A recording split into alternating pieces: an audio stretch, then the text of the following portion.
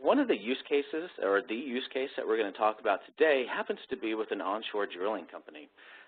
This group was struggling with a bunch of different data sets, and so what they were trying to do as a competitive intelligence team was be able to give their executives a view as to how they were doing and how they were performing in the market. What was burdensome, if you will, was the fact that there was data coming from a number of different places, and by the time they pulled all the data together, created some type of analytical feature to it, and then put it into a presentation layer to deliver to the executives, it was almost time to do it again, right? So once a quarter, they were sitting down going over what they were finding and seeing how they were performing.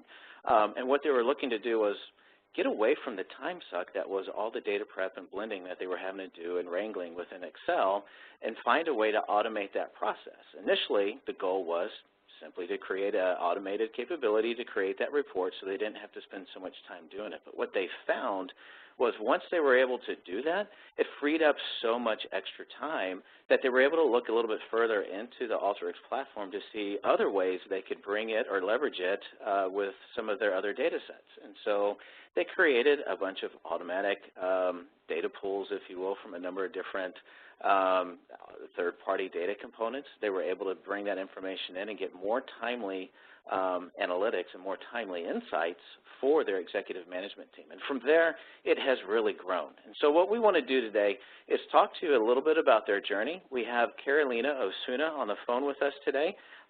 She has been working specifically with this customer and has been a part of their journey from the very beginning.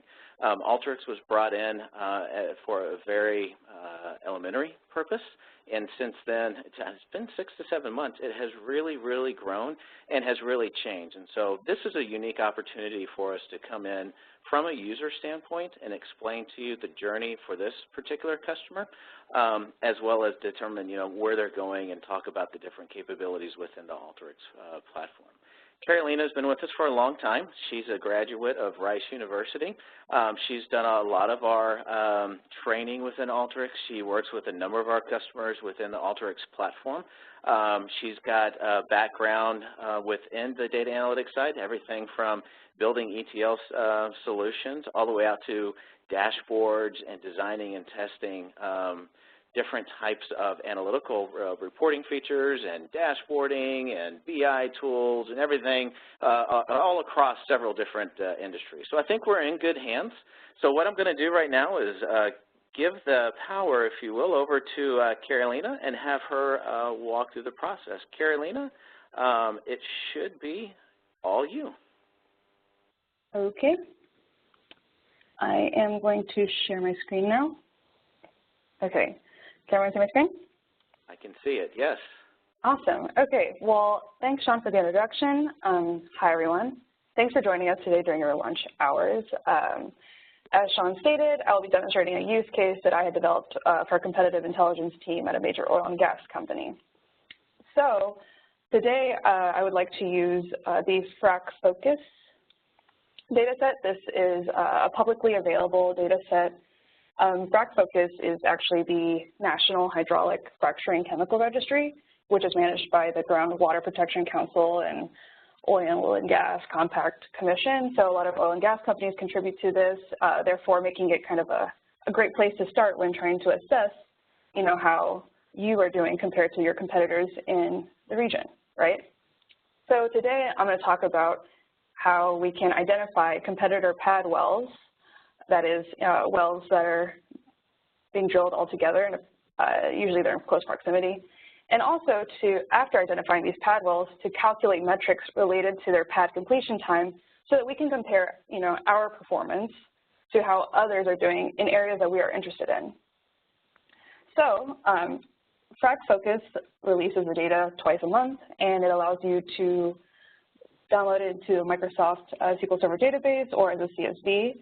So I went ahead and downloaded the SQL Server database and restored the backup.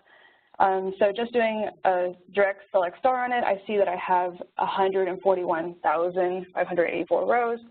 I also could pull in this data from the CSV, but generally I like using databases. So I can go ahead and get started and start pulling some data in.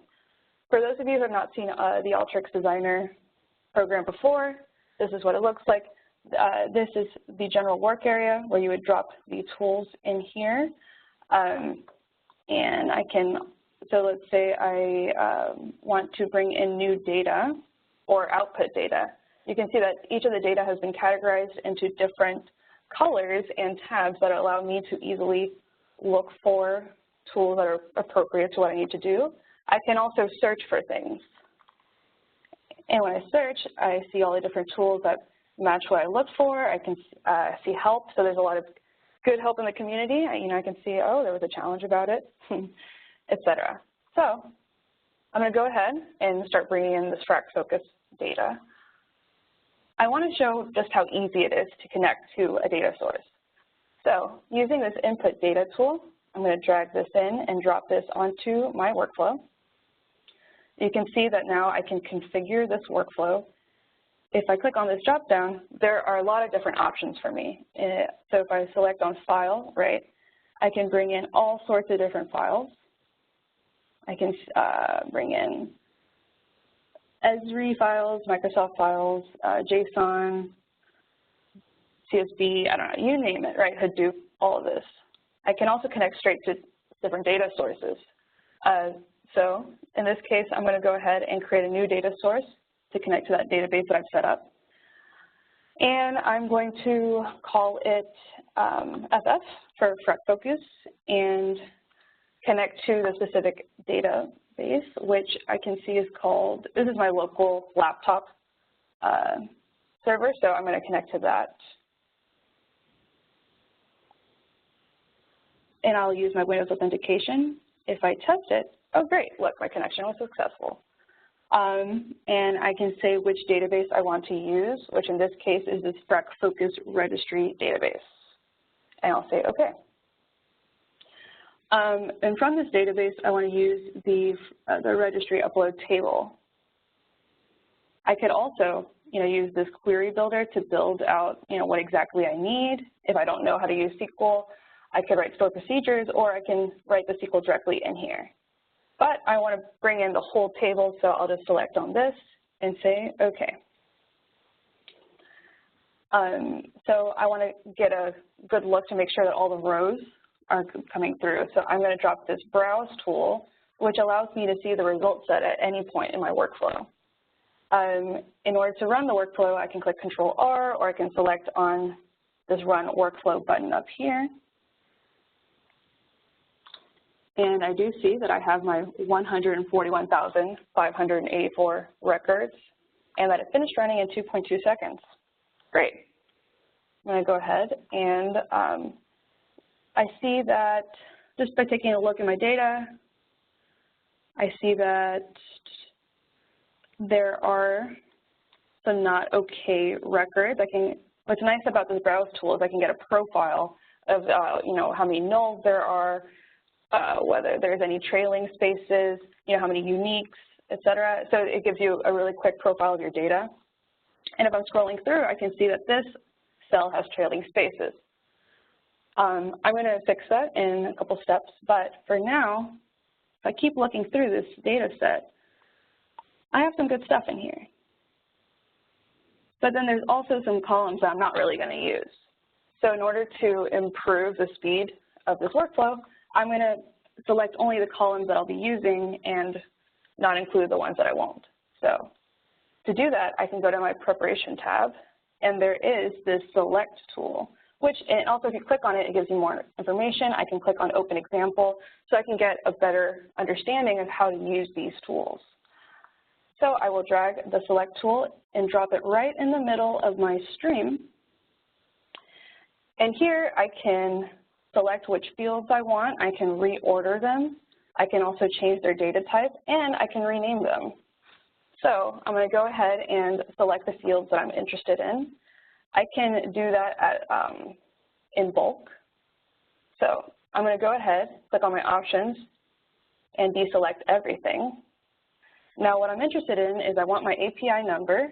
I would like my well name, the operator, as well as the state, the county, maybe the state number, and the county number, as well as my job start and job end dates, which is what I'm going to use to calculate my completion time. Also, to identify my pads, I'm going to do this geospatially. So I'll bring in my latitude and my longitude. I'm going to reorder these a little bit so it makes more sense to me. So I'm going to put the API, then the well name. For that API, I'm going to bring in that operator name, have my state information together, maybe my state number and then my state name, oops, and then the county name. All right, and this looks good to me. I have selected the columns that I'm interested in. I'm going to go ahead and rerun this to make sure. Okay, and I can see that now I've only brought in the columns that I'm interested in. I still see that if I click on my browse, I can get a better profile of what's going on. But I could see that the well name still had some not okay data, and the operator name also didn't have some had some data that was with trailing spaces. So I will use the data cleansing tool to fix that.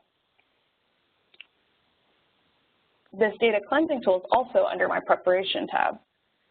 It allows me to replace null values, remove punctuation, modify capitalization, but it also allows me to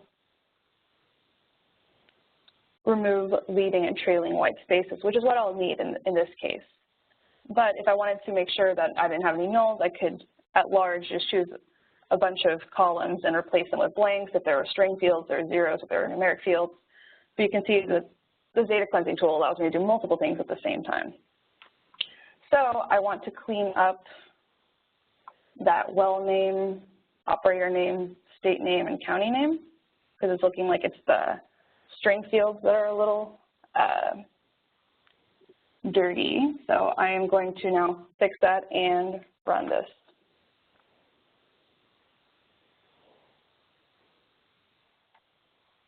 Okay. So I can see that once this loads, I'll be able to see that the data is now considered 100% okay. There's no more trailing spaces. So I can move forward with what I have. So let's say that as a major player, I am interested to see how my competitors are doing in my region. So I'm going to focus in on the state of Texas.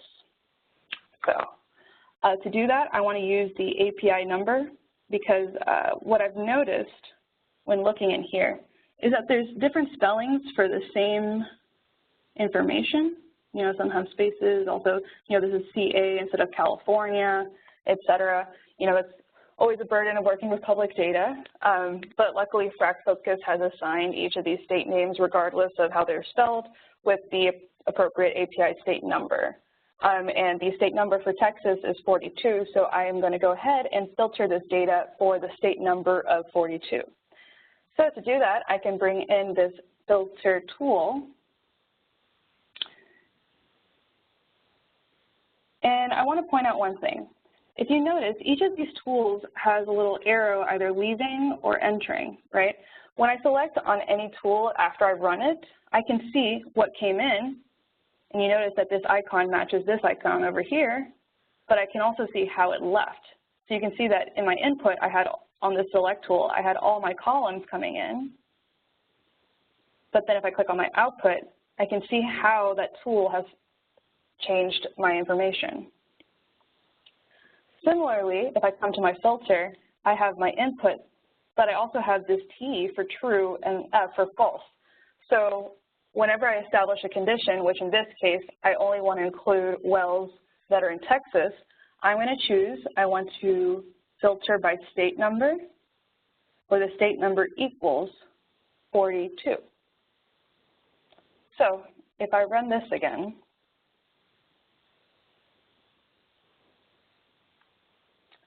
okay, I can see that of the 141,584, I get 67,583 records that are all in the state of Texas.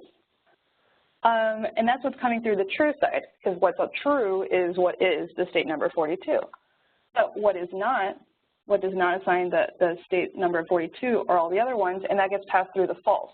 So I could, if I needed to do an offshoot of a workflow and view the other records, I could also connect that and add other tools onto here, et cetera. So it allows you to manipulate data in multiple ways. Okay, so now I have my Texas wells, but I want to begin to identify them, whether they're on a pad or not. So to do that, I need to actually create the geospatial points for these wells. So I have my latitudes and my longitudes, but I need to place them geospatially. So I can click on this spatial tab to use all these spatial tools. I'm going to utilize this create points tool, which I'll drop also. And by default, it looks to see if there's any field called longitude and latitude and tries to populate that. So this works for me. This is perfect. I'm going to go ahead and run the workflow again.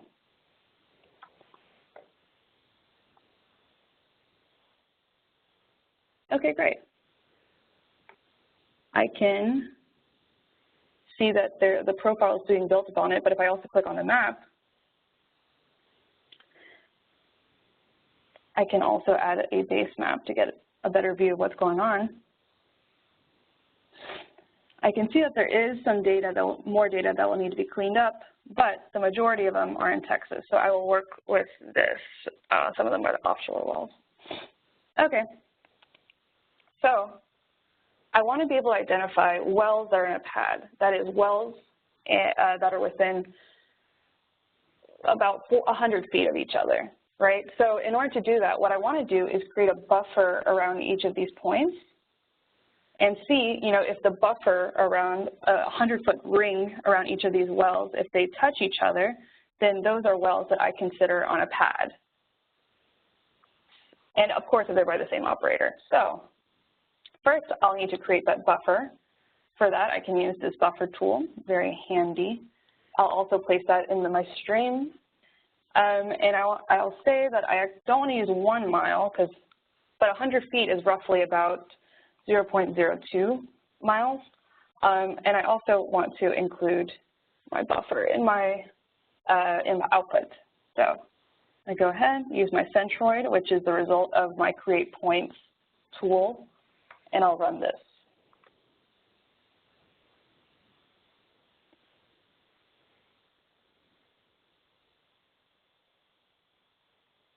All right, looks great. I come in here.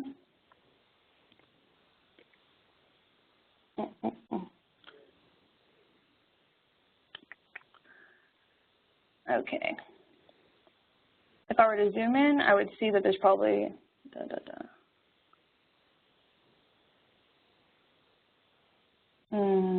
sorry, I think my internet's a little slow over here. I'm also running this off of my little laptop, so bear with me. But if I were to zoom in more, there would be a little pink ring around it. Because it's also 100 feet, I'd have to be pretty zoomed in to see it. Because if you see, the range here is at, up to 219 miles. So trust me, there's a buffer. But I'm going to go ahead and sort my wells, right? Because in order to put all these wells next to each other so that I can compare whether they're on a buffer, and you can see here that there's now this centroid buffer result. What I want to do is I want to sort my wells so that I can have adjacent wells all together in my data set, and then I want to use a formula that allows me to see whether is the row above touching the well that is the row below, and if they are, then they are on a pad. If they're not touching, then it's a new pad. So first, I am going to sort my wells. I am going to bring in, for my preparation, I will bring in the sort tool and bring that there. Oops, didn't fall. There we go. I want to sort my wells based off of the operator. So with my operator ascending, I will also sort by the longitude and then the latitude. So I will have all my adjacent wells next to each other. And I will run this.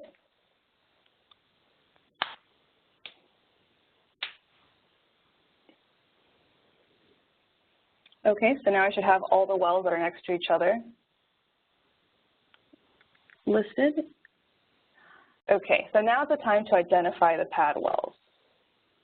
The way that I chose to do this is to create a pad ID that will then compare if the buffer from the row above touches the buffer of the row below. So I'm going to use this multi-row formula because I will be comparing rows above and below. So, I need to look at multiple rows at once. When I put that there, I can update an existing field, but in this case, I want to create a new field, which I will call pad ID. Oops, pad ID. And I could group by specific field, but in this case, I don't need to group. What I do want to use is some of these very important spatial functions we got here. So if you look at the functions, we have some really neat things. If I go to spatial, I can see that there should be one that says if it touches or intersects. So if the spatial object touches or intersects one or the other, it would return true, and therefore I can work with my condition. So I'll say if, so returns true if object 1 touches or intersects object 2. So I'm going to replace this with the row above. So if the buffer from the row above, and if I click on my variables, I can see all my fields for the row above, right? The row 0 is the active row. So as Alteryx moves through each row, right, as it moves down a row, that is now the active row, and the row above is this row -1, and the row below is the row +1.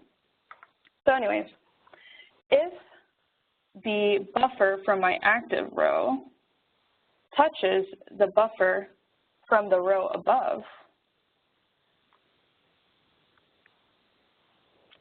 and the operator name of my current row is equal to the operator name of the row above, then I want to use the same pad ID as I had used in the row above, because in this case, the buffers would touch each other. So I want to use the pad ID of the row above. Otherwise, if they don't touch and they're not the same operator, we want to add +1 to the pad ID. So I'm going to add 1 to the previous pad ID. And in order to terminate my if statement, I need to write end if. Okay, I am going to run this.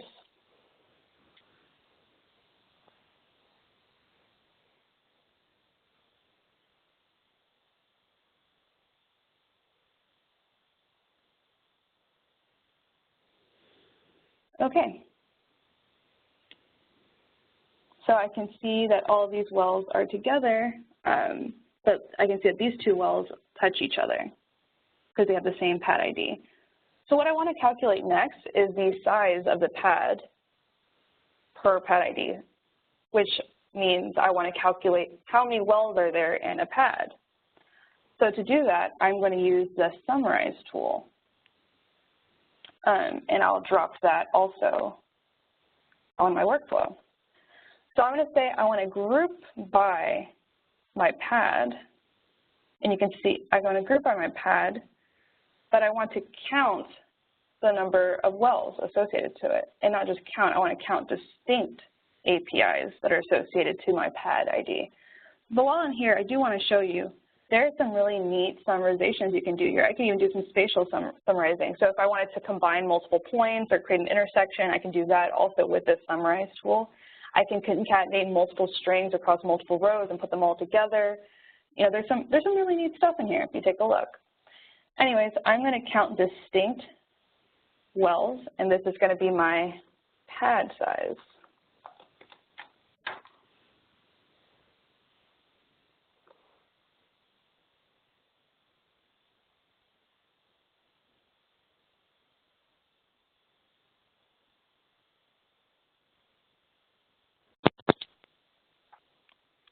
Look at that. So it is worth noting that, you know, Alteryx is working with 140 down to, 68,000 records in a matter of 12 seconds. And I'm doing all this spatial manipulation and sorting and, calculations and all. So it's pretty neat. Anyway, so I can see that Some of these pads have more than one, right? And I'm going to put a filter for that in a second. But from the summarization, I've returned just the pad ID and a pad size. But now I want to join on the pad size from here back onto my result set. So I'm going to move this summarize a little down, and I will include a join.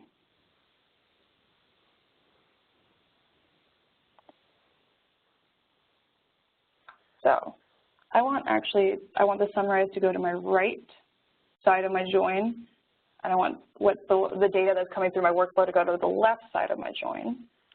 What a join allows you to do is to combine columns from different data sets. But in order to do that, you have to specify what matches between the data sets. In this case, my right data set has the pad ID and the pad size, so I will join on the pad ID. So from the left side, I will select pad ID, and it automatically populates with what it finds as the same name.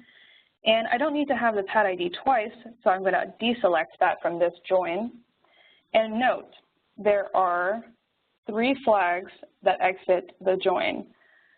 And there's little icons here showing what happens. So if I were to have joined this browse to the left side of this equation, I would see only the records that are coming in from the left side, that is coming in through this connection, that are not in the right connection. So that would be wells that didn't have a pad ID. But in this case, I know that because I've calculated across the whole data set, all wells will have a pad ID. Similarly, if I use BJ, then those are only the wells that match, while right is a right outer join, not including the matching ones. So with this connection out of my J, I know that I am including only the joined data. So with that, I'm going to run this.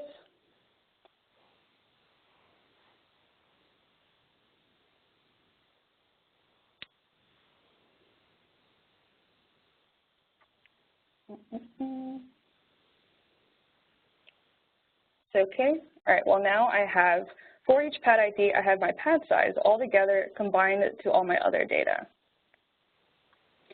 Okay, now I want to calculate the minimum job start and job end per my pad, because what I want to do in the end is calculate the completion time per pad and also divide that by the pad size. So I need to identify what is the minimum job start. So if there were multiple wells on the same pad, you know, when did they first start and when did they end? So I will bring in another summarize tool in here and group by my pad ID. And I want to know the minimum job start. So I click on my job start, minimum, and my maximum job end. So the earliest job date and the latest job end. And again, I am going to join this back into my data set. So it should be like that. I'm going to connect this here. And again, what's the same matching column between them is the pad ID, so I will use the pad ID. I do not need to bring through pad ID twice. I'm going to uncheck that, but now I will have my minimum job start date along with my other data set.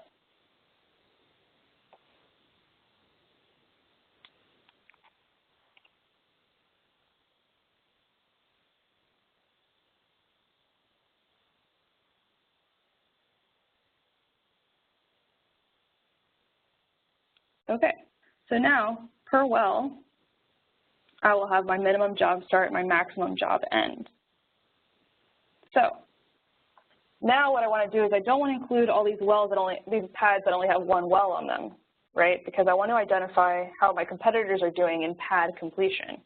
Therefore, I am going to drop another filter in here, but this time filtering for when the pad has a well count more than 1 or pad size more than 1. So I'm going to say pad size needs to be greater than 1.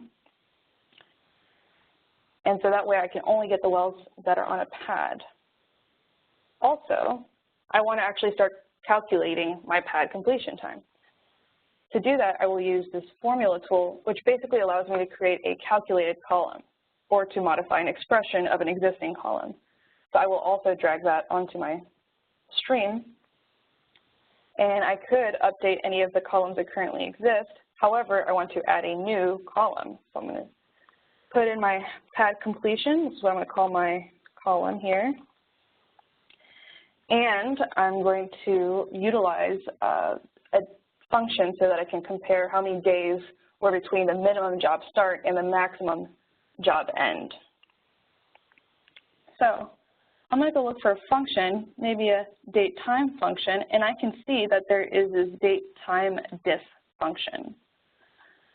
So what the date time diff does is it calculates, from the end date minus the start date, and you can specify, in what unit of time you want to compare. So in this case, for this first date time field, I want to use my maximum job end, because basically I want to subtract the minimum job start from my maximum job end, and I want to do this at the unit of days.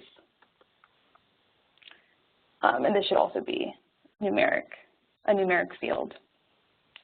However, what in this case where all the wells on a pad were completed on the same day, right? If they're completed on the same day, if I'm subtracting the days minus each other, I would get a 0. But that's not true, right? It still took them a day to complete the well. So to combat that, I'm going to say if the date time diff is equal to 0, then show me 1. Else, just give me back what the difference was. And also, I need to normalize this per my pad size, right? For if somebody has a pad size of, 6 wells, and that's going to take longer than a pad size of 2. So I am going to also divide the number of days by my pad size. So after this, I'm going to put divided by my pad size. And I'll do the same over here. I'm going to divide by my pad size. And of course, to end my if statement, I will put end if. Alrighty, so now I have my calculations ready. Let me run this. While this is running, what if I, in my organization, had identified certain competitors that were interested in verifying our results against? Okay, great, that ran. Awesome. So I can see that some of these took a long time to complete, while some of them took less. Good stuff. Okay, so like I said, what if I want to compare certain competitors in my region? Let's say my supervisor just sent me these 20 competitors, and I'm going to now incorporate this into my workflow. So to do that, I'm going to use this text input tool that allows me to just write in text what I want to include in my data set. So I'm going to drop that there. What's nice is I can just paste my values into there. So now I can see here are the values that I'm interested in. I am going to call this field competitors. And now I want to use the join tool to be sort of a filter, right? So if I drop this here and I add this in here, because I will join on, operator name to competitors, if you recall, the join will drop non-matching records. So if any of those wells have an operator name that's not in my competitor list, they will be dropped. So I'll go ahead here, run this.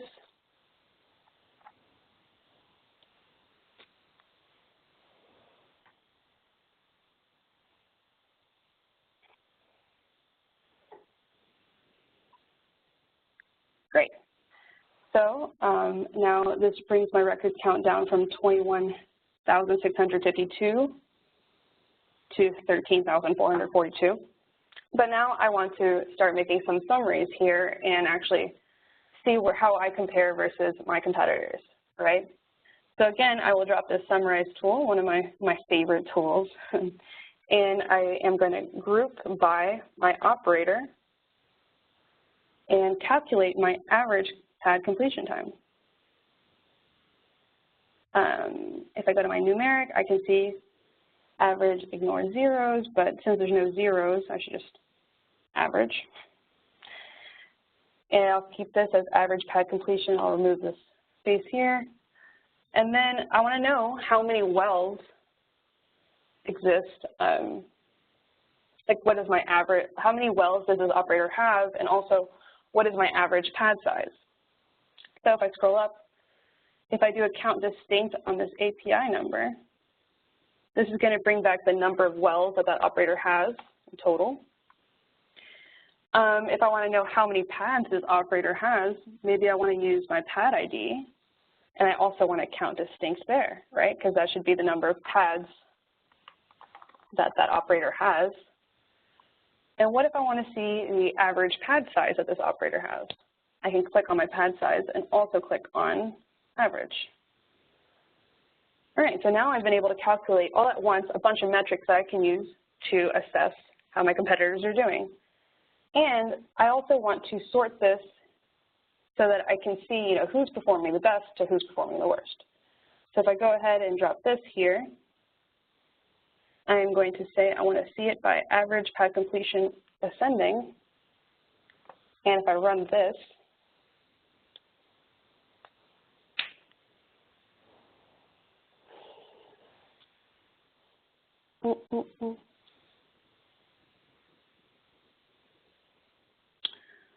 well, look at that. So I now have all these metrics to compare how these competitors are doing in the same region as me.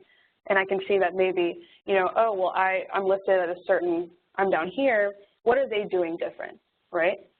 And then now with the values that I have, I could potentially push it into a report or into a map, see, you know, where are the wells that they've been placing compared to where my wells are? How have they been doing? What are they doing different? Maybe I should, you know, I see that they've been using these certain chemical ingredients. Maybe I should start implementing them and see how, if that fares better for us, right? But, you know, you can see that in a matter of 30 minutes, I was able to, you know, bring information in, filter it down, create spatial calculations, you know, and also just calculate metrics and be able to now have a data set that I can just send to the executive team that they can use to assess, you know, what changes they want to make. So originally when I first started with this client, what we were originally doing was, you know, going to these different data providers, choosing what states or counties we wanted to look at, exporting that into Excel, and then, you know, coming into Alteryx and bringing in each of these different Excel files to blend and prepare. But then what would happen is, you know, a quarter later, when they need to reassess all these values, they would then again go into the separate data providers, locate what they want, and then export to Excel, you know, replace the inputs with what they wanted to pull from Excel, right? And so in that, it becomes a little bit less automated and a little bit more of a burden, right? I mean, of course, it's better than having to do all of this work in Excel, right? Otherwise, if I had to do this, I would do this in Excel. I'd probably have some geospatial components I'd have to bring in a shapefile or ask somebody on the GIS team to make me a shapefile, you know, and try to figure out how to wrangle that data. But, you know, Alteryx allows me to do that on my desktop, right? I don't need to go ask IT for help. But also, if I want to automate that, right, taking it to the next step, I don't necessarily want to bring in all my information from Excel files or do a data dump manually in Excel and then bring it in. What if I want to utilize a lot of the APIs that these data service providers offer? So one of the other things I've done is, you know, WoodMac provides well cost data, which allows us to calculate capital efficiency. I've also been able to utilize the macro capability within Alteryx so that I could call from this API. So in here I have a URL where I'm calling the API. I'm able to say that this is my URL, pass my authorization, And if I had any payload, I'd have that here. It comes out as JSON, which I'm then able to parse in this tool and, do my manipulations so that in the end, all I need is this. So let's say I have 3 wells that I want to know my cost information for. I'm going to bring these 3 wells here and drop that there, paste that, call this my API. Now that I've created my macro, this is something that I can reuse over and over again. So let me show you the little macro I've created. And I'm able to add a nice little custom icon. It's very pretty. Here I can select which field I want to use from my input, which in this case I want to use my API field. And if I run this,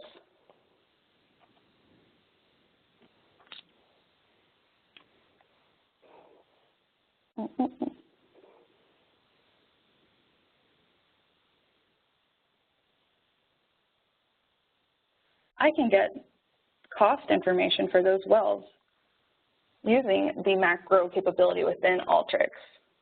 So this now makes it a little less of a manual, drag Excel, et cetera, but I can identify wells that I'm interested in knowing the cost for, or, especially if I want to calculate capital efficiency, and just pass those APIs through and get the data I need.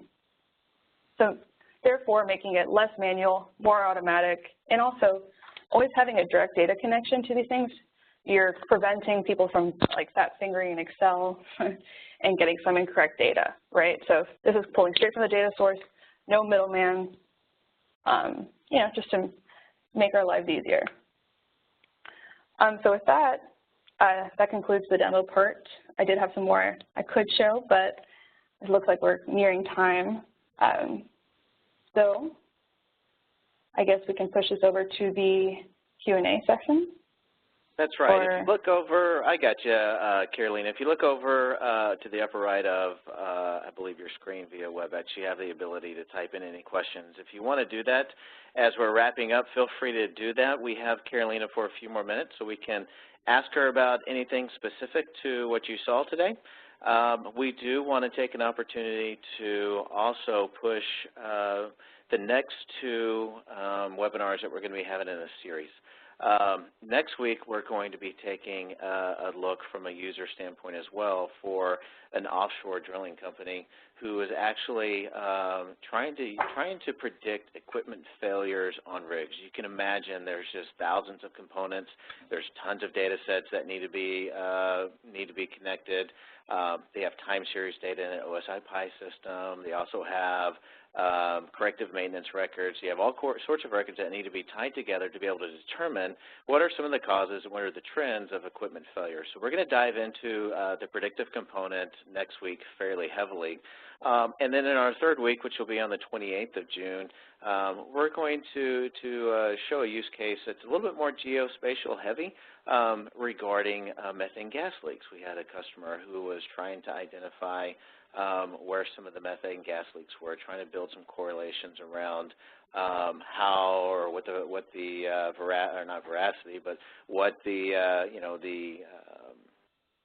intensity of a gas leak would be on an area of pipe, and so we were able to really dig into a geospatial use case to dig through that.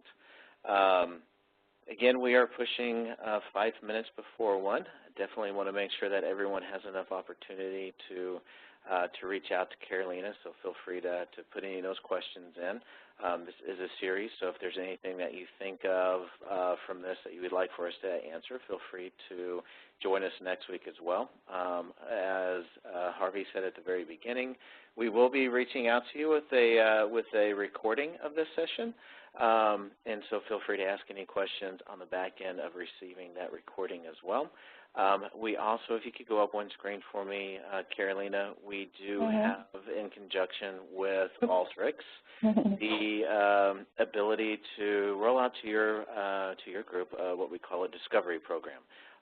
It's fairly easy to get going with Alteryx, as we've all know, but one of the things that is the most difficult is once I drop the designer on my desktop, how do I begin to start connecting to the different data sets. What if it is important for me to build a macro to one of my third-party data sets? Then, as Carolina showed today, we can help work through that process. And so what we've got set up is the ability to get into Alteryx, take a look at all the different capabilities that are associated within the Alteryx platform, do working sessions. We'll work one-on-one with your data to be able to provide something that you can then take up the chain and discuss with others throughout the organization. That would either be, hey, this is the reason why you need to use Alteryx, or it could be your justification to purchase an Alteryx license. One of the things that is very, very hard to demo, and I think Carolina did a great job today, was the automation feature of this whole thing. Within 30 minutes, Carolina put together that workflow that has saved hundreds of hours for this particular customer that they were going through on a regular. So very quickly, by creating a repeatable workflow that can be updated regularly, you're able to stay on top of your analytics. They're able to provide insights back into the executive team quickly.